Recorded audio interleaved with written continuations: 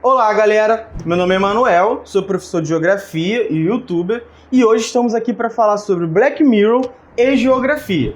Antes da gente iniciar esse vídeo, eu quero pedir para vocês se inscreverem no meu canal, curtirem o vídeo e, quando você chegar lá no final, deixe o seu comentário, repasse esse vídeo para outras pessoas, me ajude a conseguir difundir o máximo possível o meu canal aqui, beleza, gente?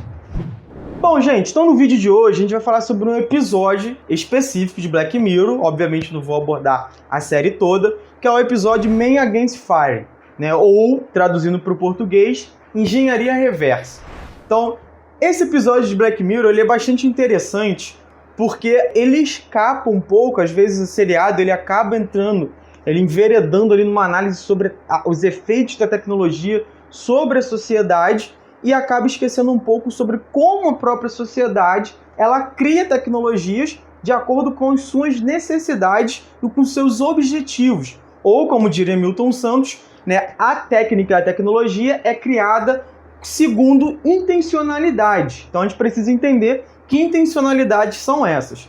Então no episódio a gente é apresentado a uma tropa cuja principal função é eliminar baratas, né? São uma espécie de monstros, de seres humanos mutantes, né, que tem ali um aspecto bastante horrendo, né, e essas pessoas elas precisam ser eliminadas porque a gente vê no seriado, essas pessoas carregam determinados genes que, se passados para frente, né, vão fazer com que a humanidade desapareça, né, e sucumba a essa doença que apareceu dentro dessa sociedade humana.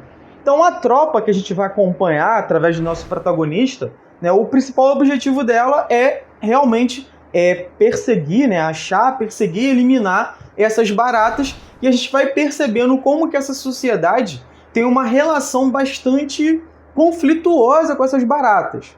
Então, no primeiro momento, esses seres são só baratas, mas no segundo momento, ocorre algo com o nosso protagonista e a gente descobre que havia uma tecnologia implantada nos soldados, uma espécie de máscara, que era uma tecnologia implantada nos olhos dos soldados, que faz com que eles percebam essas baratas como baratas, e não como seres humanos, como na verdade elas são, e é nos dito em algum momento do episódio.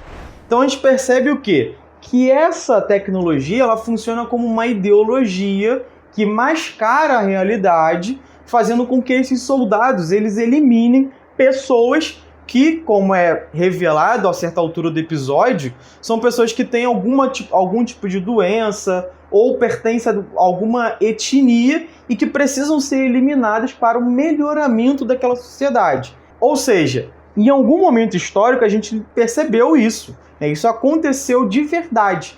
E aí a gente vai lembrar lá do período nazista, né? O período nazista na Alemanha, que culminou com a Segunda Guerra Mundial. O que era o nazismo? O nazismo era, de certa forma, uma ideologia que pregava a limpeza étnico-racial. Mas não só, você também tinha a escolha, né, a eliminação de pessoas homossexuais, de pessoas que portavam determinados tipos de doença cognitivo, doenças mentais, enfim. Então, uma série de grupos sociais eram eliminados com a desculpa de que, sendo eliminados, a gente criaria, né, os nazistas pensavam que criaria-se uma sociedade melhor, uma sociedade mais forte.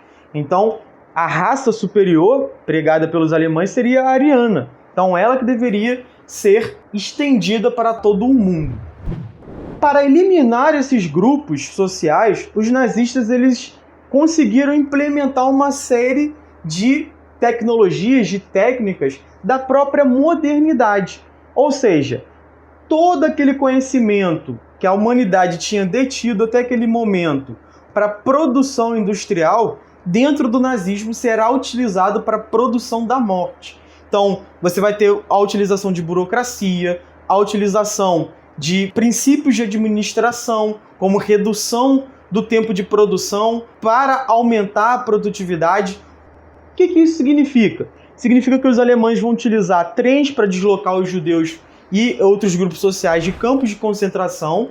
Significa que eles vão utilizar câmaras de gás para matar mais rapidamente Ou seja, precisou-se pensar numa forma mais eficaz e rápida de eliminar esses grupos sociais, principalmente os judeus. E segundo, você vai ter também uma forma rápida e barata de eliminar os corpos dessas pessoas, através dos fornos industriais. Então, para a gente compreender por que essa sociedade conseguiu construir toda essa estrutura moderna para eliminar outras pessoas, a gente precisa recorrer ao conceito de modalidade do mal da Hannah Arendt. Esse conceito ela cunhou em um momento em que ela foi chamada para acompanhar o julgamento do Eichmann, que era um comandante nazista e que comandou a eliminação de vários judeus, se eu não me engano, na Polônia, principalmente. E, diferente do que estava sendo propagado na época pelo Estado israelense, que prendeu o Eichmann na Argentina, e levou ele para Israel para julgamento, e da mídia de uma forma geral, a Hannah Arendt ela começou a perceber o seguinte: o Eichmann ele não era um vilão, ele não é um vilão da Disney, ele não era um vilão de filme. Ele era uma pessoa comum e que, dentro da sua cabeça, agia como qualquer trabalhador comum.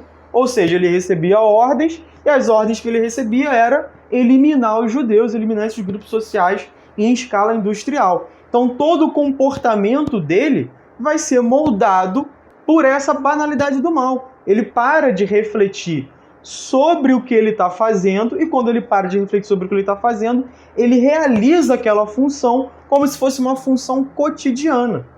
E, obviamente, essa banalidade do mal não estava presente só no Eichmann, mas na maior parte da sociedade nazista.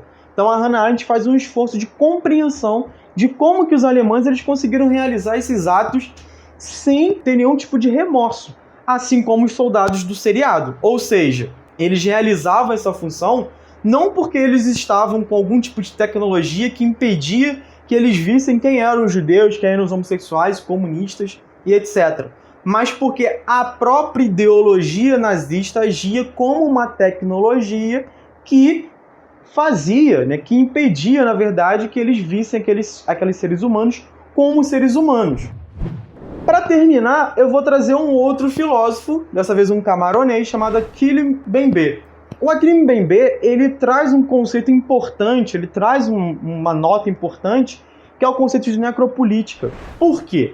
Diferente do que muitos filósofos europeus vão perceber, para o Mbembe, o nazismo ele não é, de certa forma, o único exemplo de matança, de produção da morte da modernidade. O Mbembe ele vai mostrar que o período colonial na América, na África, na Ásia, já promovia a morte da mesma forma que os nazistas promoveram no Holocausto judeu.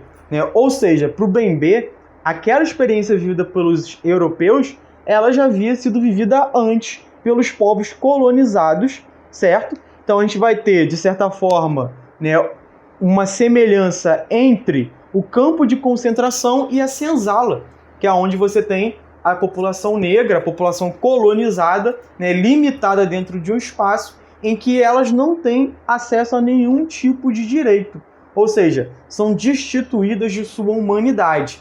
Mas não só. Mbembe ele vai perceber que essa administração sobre a morte, ela tem uma continuidade na história humana.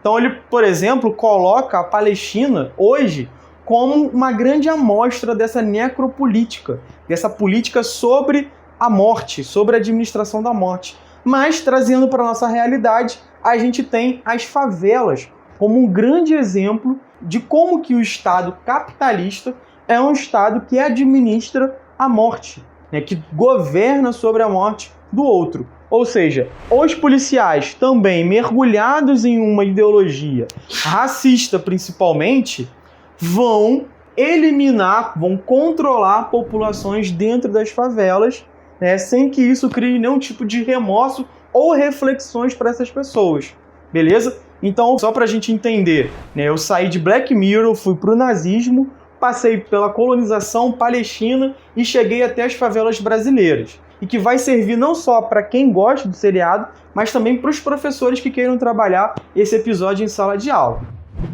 Bom, gente, eu vou ficar por aqui.